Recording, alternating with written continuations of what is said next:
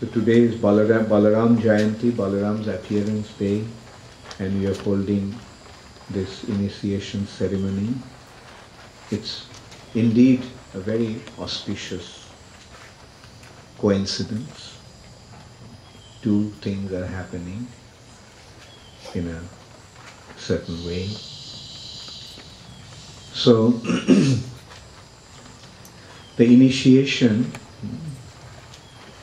Diksha, initiation, the Sanskrit expression of initiation is Diksha,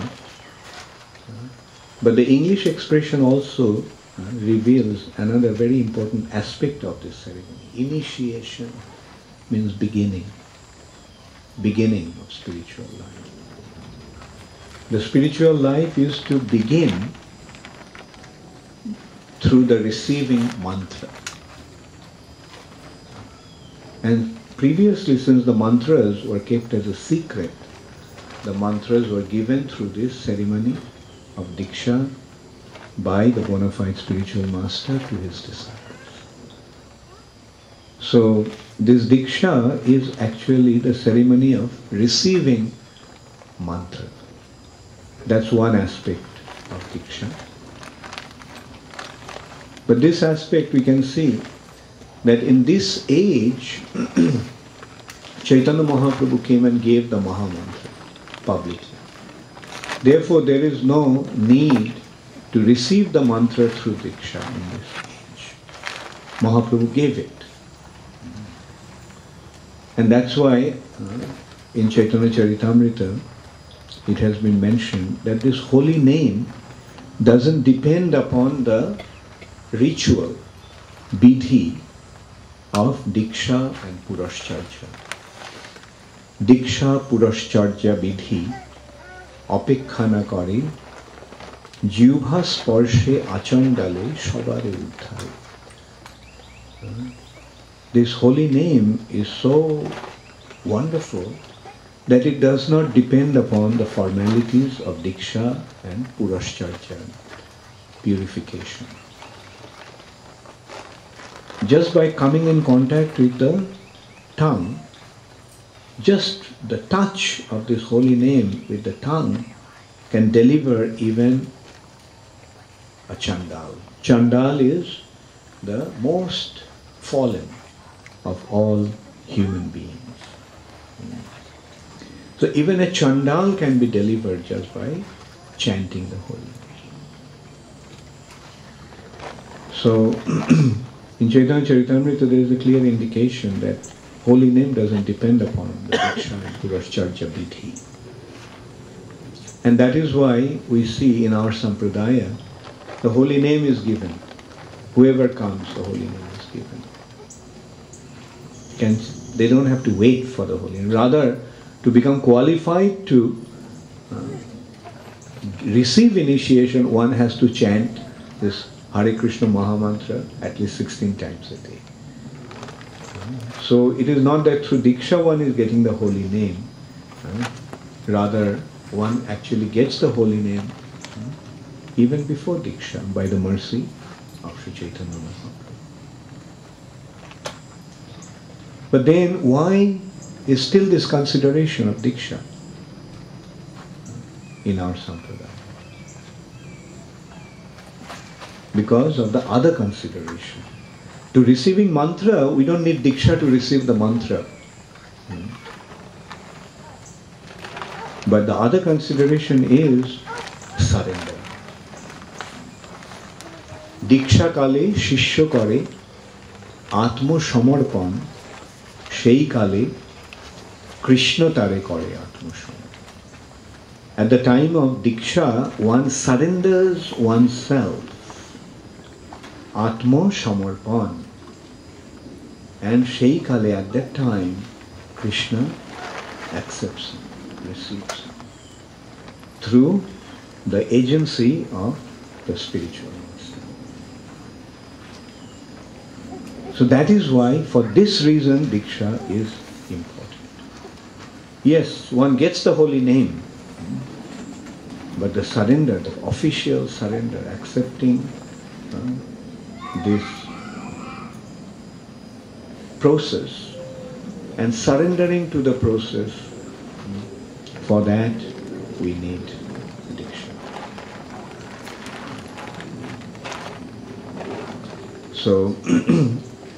So we can see that this important consideration of surrender is one of the most important considerations in our spiritual advancement. So Diksha is not just a formality, sitting in the sacrificial fire, yajna, receiving a new name, receiving a new mala, kanti mala, japa mala, and taking the vow of chanting the holy name. That is not enough. The real consideration of Diksha is surrender. Surrender is the very life and soul of devotional service. Without surrender there cannot be any devotion. Devotion, bhakti begins with sharanagati, surrender.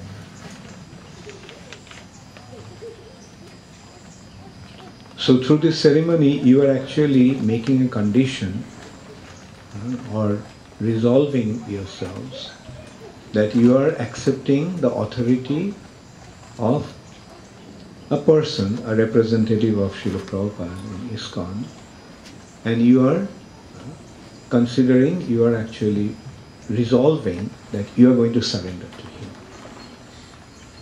And that person, what does he do to whom you are surrendering to? He is acting as a representative of the founder Acharya of that institution, this institution, ISKCON. We are all functioning within this institution of ISKCON.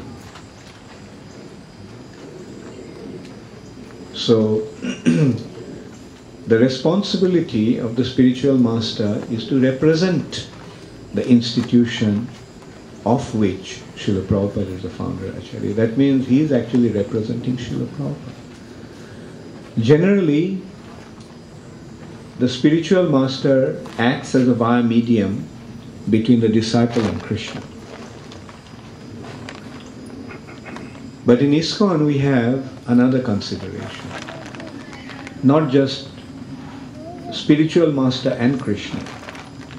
Between Krishna, spiritual master has another consideration, that's the institution. The spiritual institution that he is representing.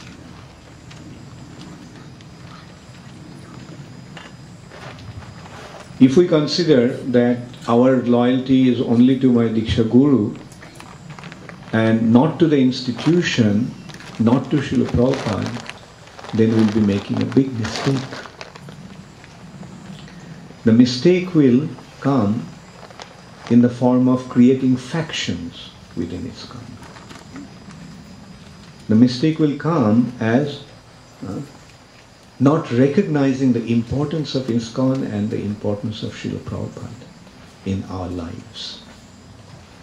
We are functioning in ISKCON. What is ISKCON? ISKCON is an institution which is founded by His Divine Grace, H.H.Bhakti Swami Prabhupada. And this institution has been very wonderfully structured by the founder Acharya. And what is the structure? In the structure, the base of the structure is his books. Books are the basis. And in this institution, we have come to become purified. This institution will purify us. And our activity is preaching the glory of Chaitanya Mahaprabhu. And we must try to do that in whichever way it's possible. So these are the four aspects or four principles that we have from Srila Prabhupada about this institution. Here, books are the basis, purity is the force, preaching is the essence, and utility is the principle. So first of all, we must recognize the importance of the books. Books means teachings. What we are getting through the books? We are getting the teachings of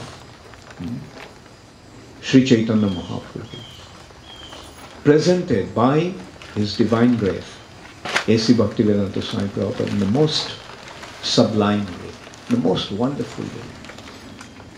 So much so that while the scholars can, biggest scholars can appreciate these books, even a child can also appreciate these books.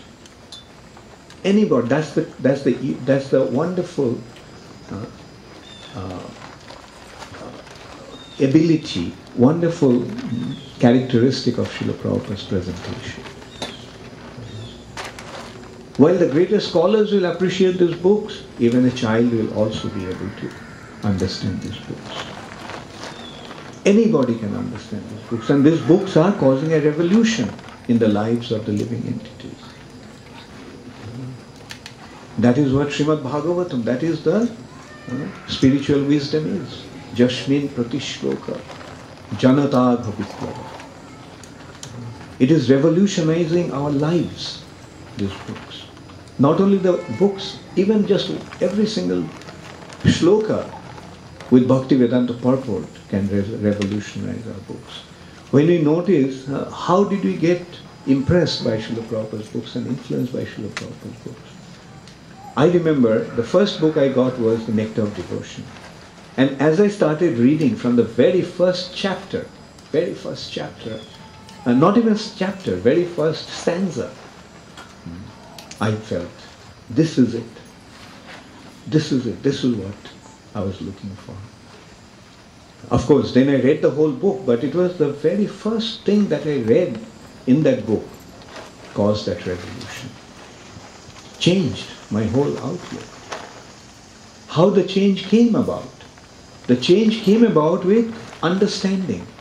And we can even go to the extent of saying that change came about by the realizations. A realization. For myself, I can admit that my concept was impersonal. Because all the books that I was always started reading, books, Vedic literatures, but they all were filled with impersonalistic understanding. But what did I first understand? And I thought that liberation is the goal of life. Just liberation. But when I started reading, the first thing that struck me, liberation, defined so wonderfully. There are 5 kinds of liberations. And God is Krishna. He is a person. Just opened up a new horizon altogether. Yes, that's what it is. And last few days when we are discussing Prabhupada Katha, we saw so many devotees had that experience. Like they have some big problem, they have some big difficulty, they opened Srila Prabhupada's books and started reading it.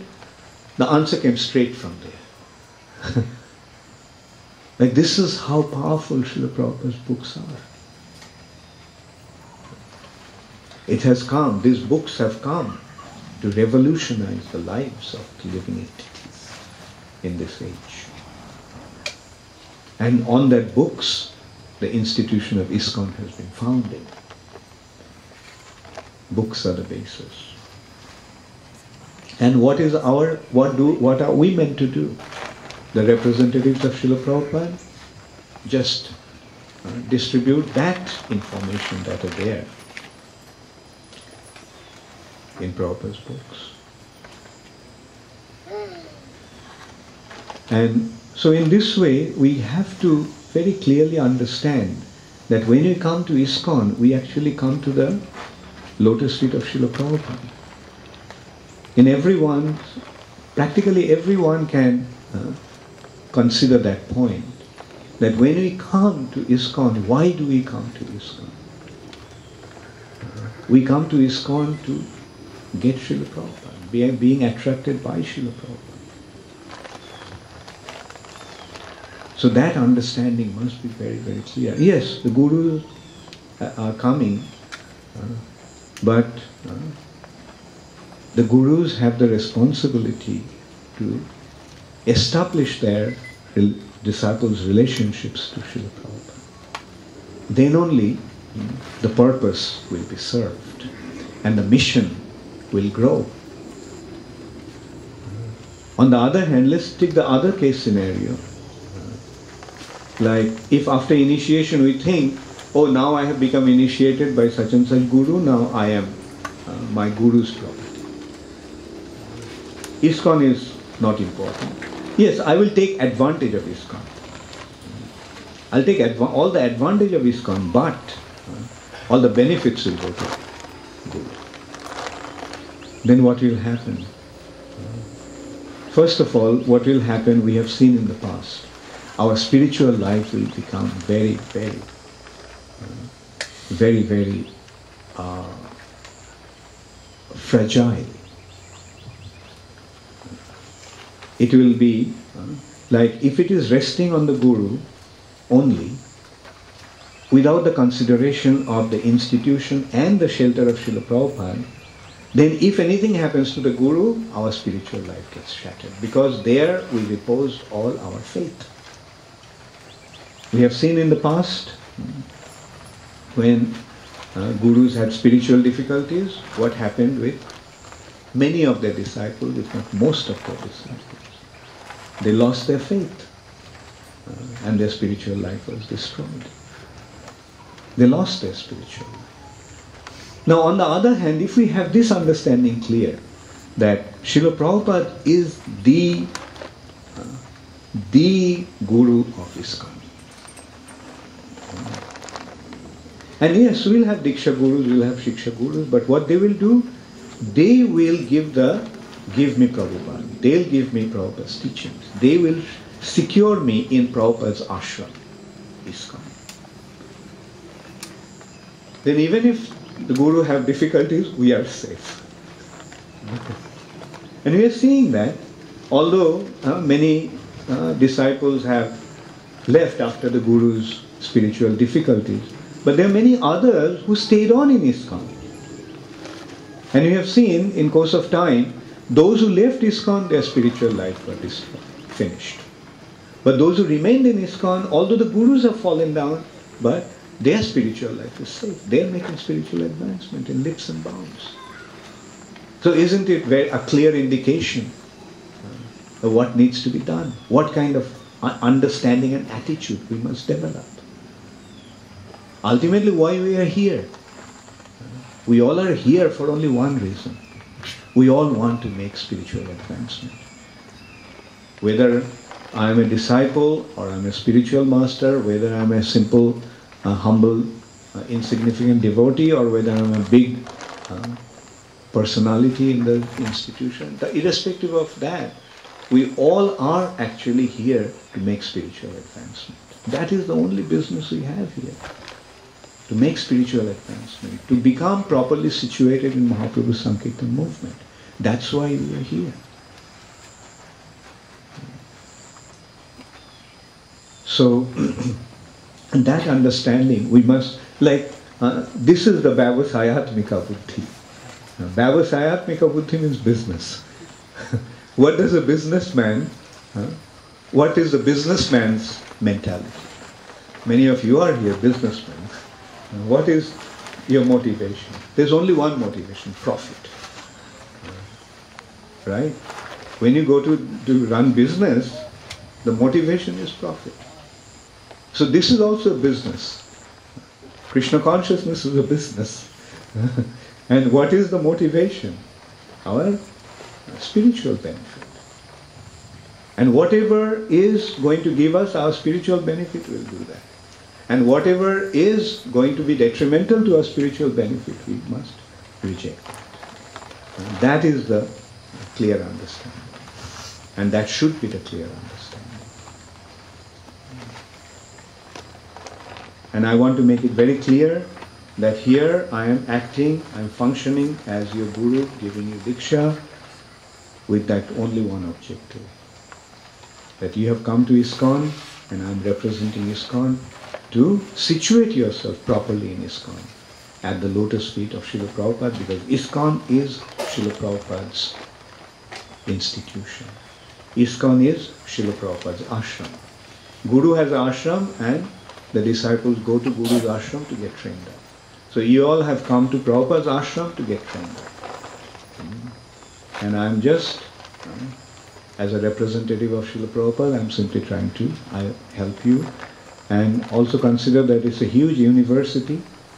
This ashram is a place of education where there are many, many teachers, and take advantage of all the teachers. As much advantage you can, take that. Don't become limited, don't become narrow-minded. If you limit yourself, thinking that, well, me and my Guru, that's Kanishta Adhika. That's the neophyte devotee. That's a Prakrita Bhakta, materialistic devotee, who doesn't understand spiritual principles. The spiritual understanding is more the merrier. Not only me and my Guru, I belong to a family. My grandfather's family. Not only my grandfather's family, a generation will come, they will think my great-grandfather's family. My great-great-great-grandfather's family. And in this way the family will grow.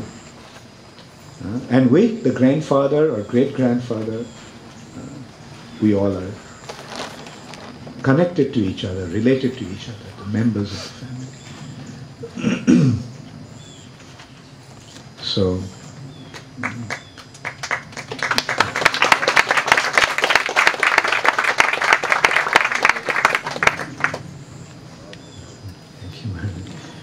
so the thing is that let's do the right thing. And when we do the right thing, then we benefit. If we do the wrong thing, then we suffer. We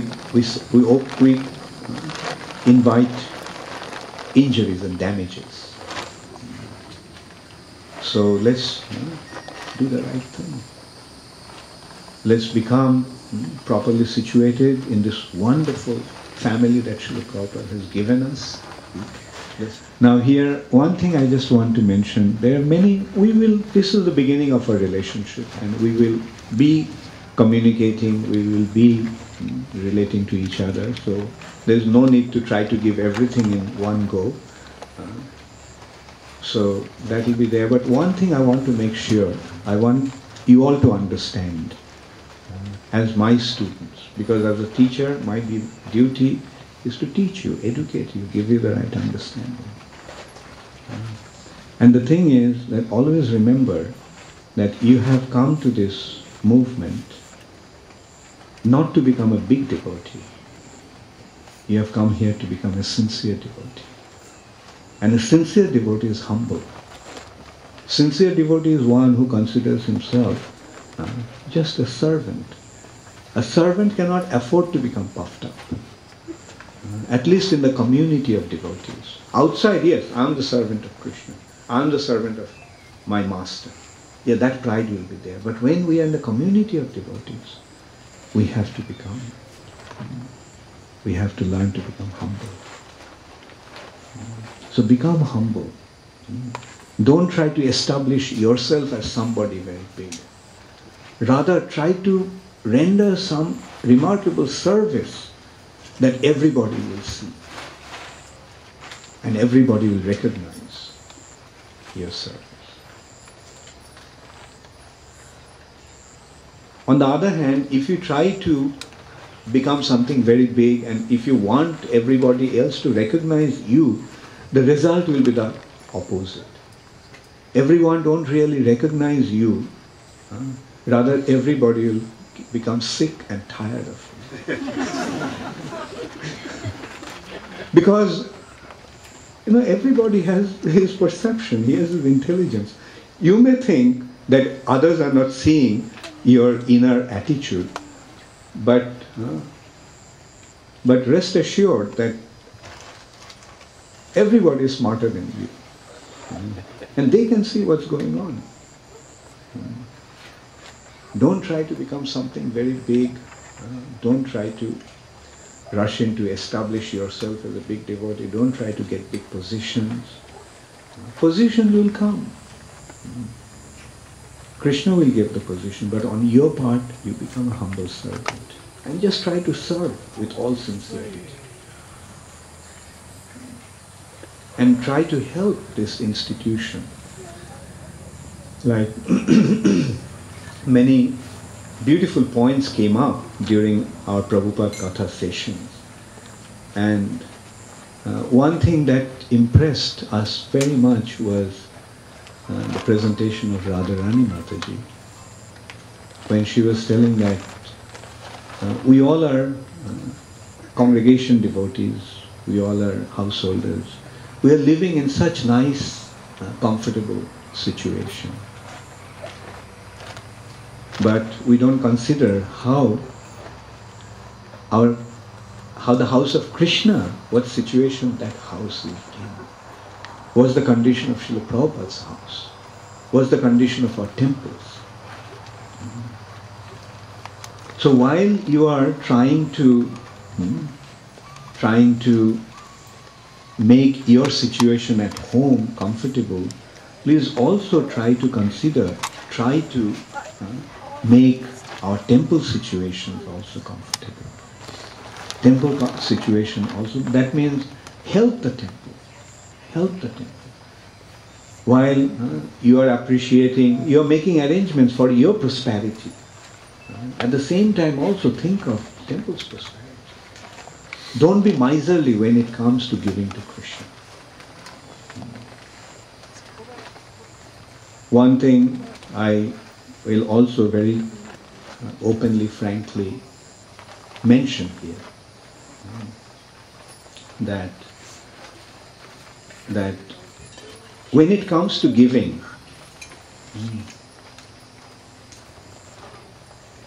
think in terms of the way you are earning. In simple words, I can say that when you come, those of you who are coming from Indian background, when you come to America, you come to earn according to an American standard, but when you give,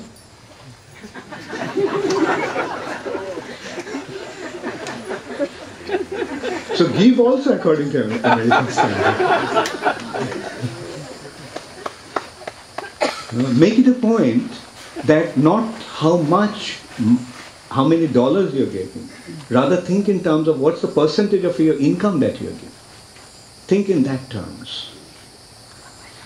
And you know what's the ultimate consideration? What's the ultimate goal? And the ultimate consideration is what percentage? 100%. 100%. Ultimately, that's what we have to do. And if you don't, then Krishna will come and take it away from you. At the time of death, how much will you be able to carry with you? So the other day I was mentioning, probably many of you remember, Prabhupada was talking about one very rich man who joined ISKCON in Mayapur. He just came himself, but he gave his money, left his money for his family members. And what was Prabhupada's reaction? He is not serious. He won't last. He won't last. And why Prabhupada? How did Prabhupada assess that? Because see, he came himself and he left all his money, his business, everything for his family. That means his heart is, he didn't come with his heart to Krishna. He left his heart with his family, so he'll go back to his family. So, develop your attachment at the right place, with the right personality. So as members of ISKCON, you have a very big responsibility. Fulfill that responsibility. And come to think of it, Krishna has given you so much. And when you give to Krishna, without even giving anything to Krishna, Krishna has given so much. When you give to Krishna, can you imagine how much Krishna will give? So give to Krishna with that understanding. By giving Krishna, you don't lose, you'll gain everything.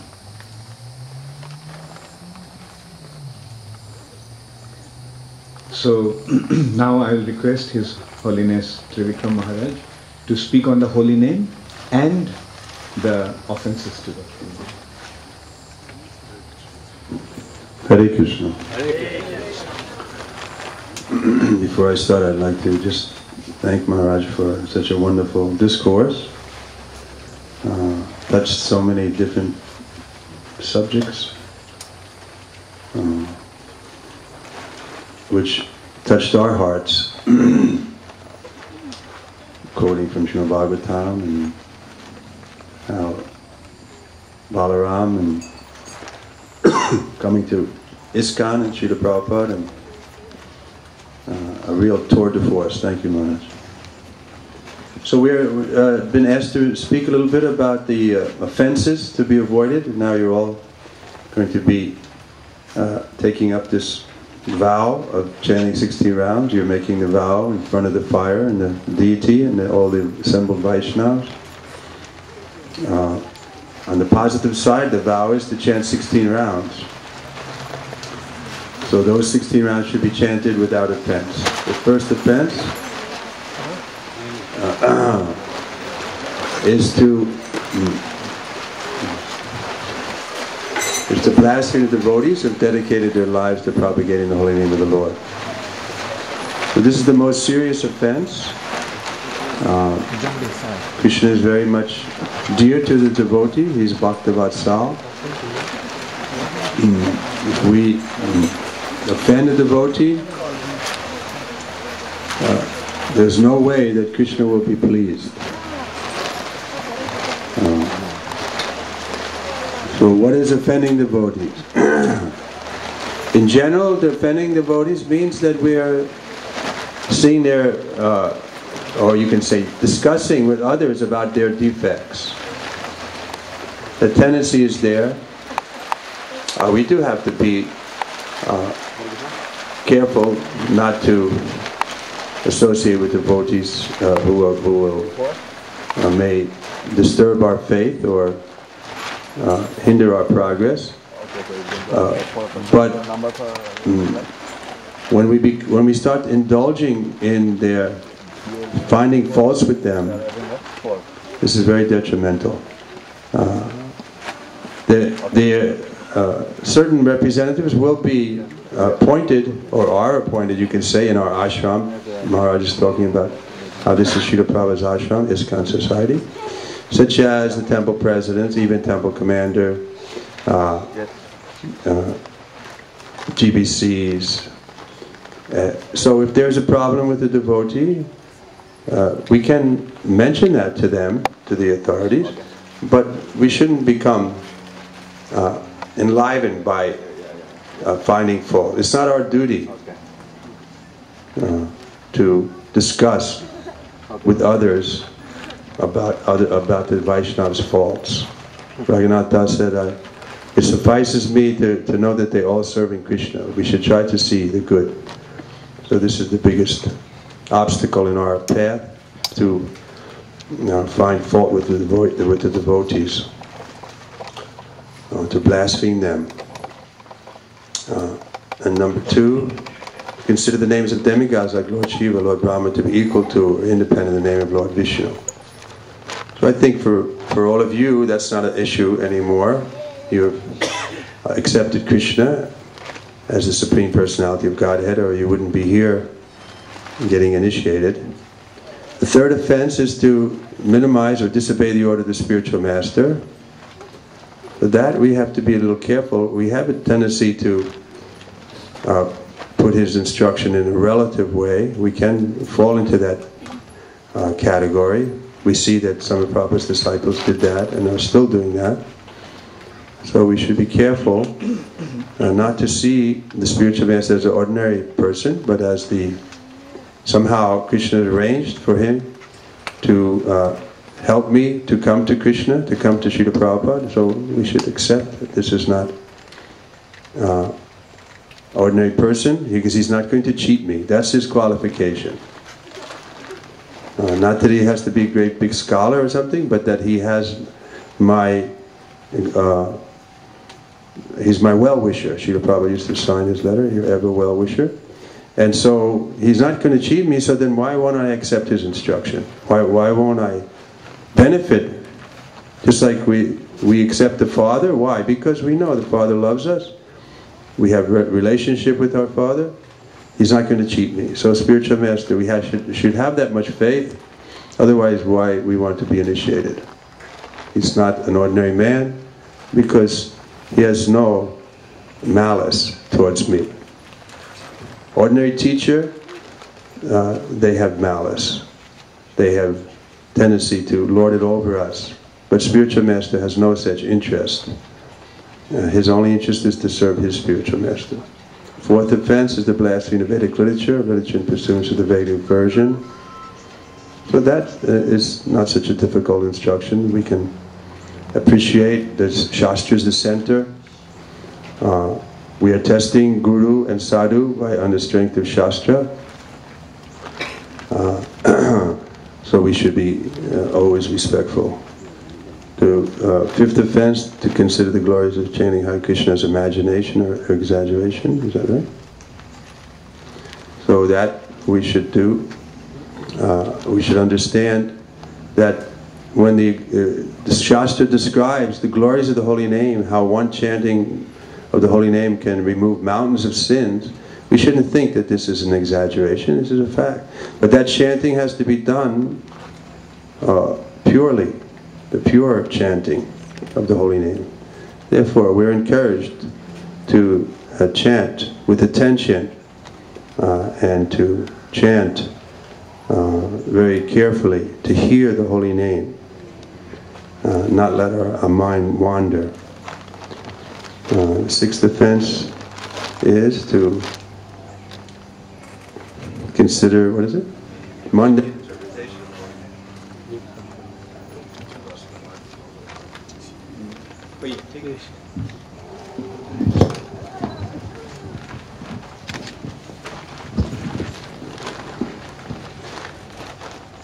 No, let's go behind.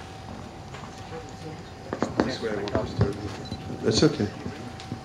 Let it go. That's all right. So, sixth offense, and the seventh offense, to commit sinful activity on the strength of chanting the holy name. That can be dangerous for us. We have to be alert for that. By chanting Hare Krishna, we'll definitely make progress. We'll become stronger. We'll have more influence over people who are not chanting.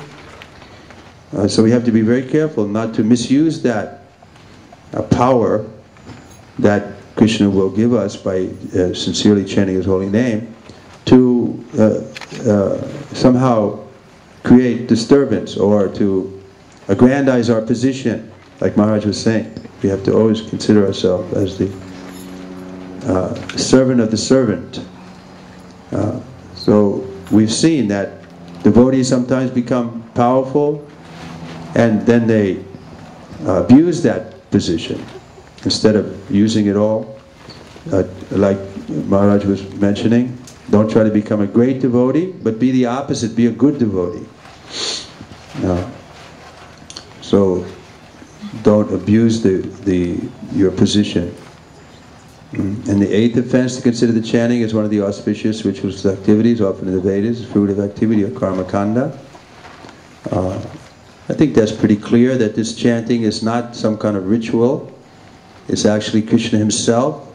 Lord Chaitanya is our teacher. He's showing us that this is the actual position of the holy name. It's not different than Krishna. Ninth offense, to instruct the faithless persons about the glories of the holy name. So we were mentioning some of the small particle of the glories of the holy name. So we won't want to do that to those who are offensive, who have no faith and who just ridicule. And the 10th offense is to maintain material attachment. So that also is a big struggle. We've been in material world since time immemorial. So we have to vow, make a determination, at least in this life, I'm not going to, again, become victim of material life. Let me determine to give it all up and to come to the spiritual side. And of course, as we are saying, we have to be very attentive. So take the mala you're chanting. Now your beads are going to have been sanctified by your Guru Maharaj. So you should take them into your heart and chant like a new day. Tomorrow or today when you're chanting on your beads, try to start fresh, that you're going to chant with real attention without any offenses. Thank you very much. Hari.